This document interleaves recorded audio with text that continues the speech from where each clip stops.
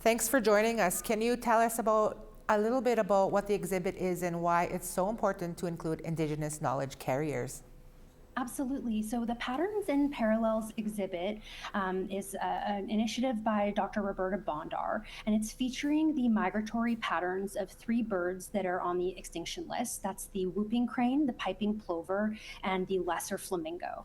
And for Dr. Bondar, the mission is to really connect people with this kind of what's going on in the world and how our lives and how the world that we live in today impacts these creatures and these species that have been around way longer than we have. So that was kind of the initial kind of interest in the project. And then for us being in the PA and OCN area, it's very important that it's accessible to everybody in the region.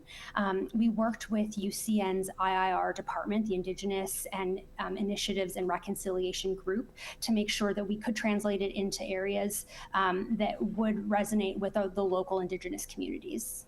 Mm-hmm.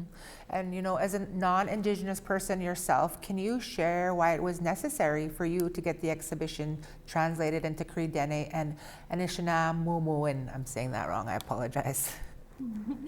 For sure, absolutely. I'm obviously not Indigenous, and I've been living in the community for about 3.5 years. But this is an Indigenous community, so for us, we saw it as a really beautiful opportunity to give a gift to the Roberta Bondar Foundation, so that moving forward, when this exhibit travels to other locations, they always have the option of displaying it in these Indigenous languages as well.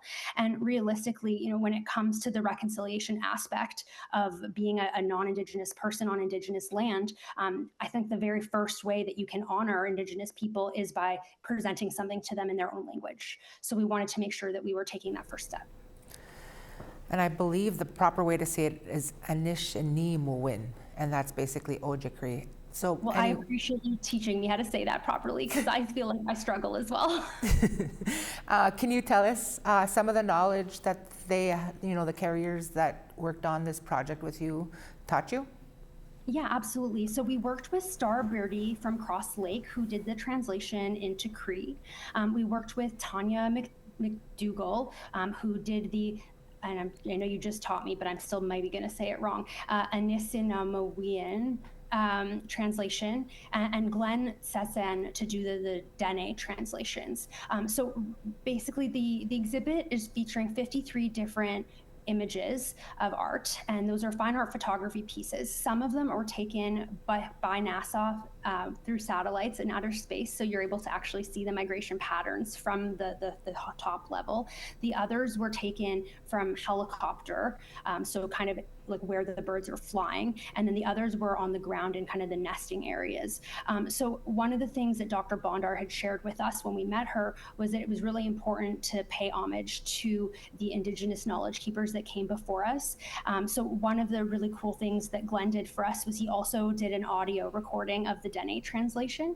So for us, it was really about making sure we're connecting with that history, because for generations, the migratory patterns of birds have been holding deep meaning within Indigenous oral histories and teachings, which was something that I didn't have any aware of, and I assume there's probably lots of other people in our community that also don't know about that. So that was one of the aspects that we really learned through the translations and the support from Star, Tanya, and Glenn.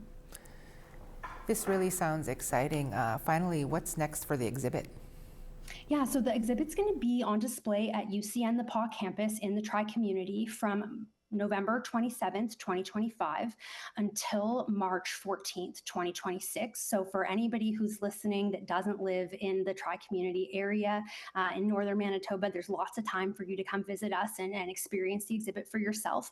Once it leaves us on March 14th, it'll be going, or I should say migrating to Kenora, Ontario. So the people in Kenora will be able to experience that as well. I just want to thank you for your time today, and don't forget to say hi to my family back home. Absolutely, TR. Thank you so much for your time.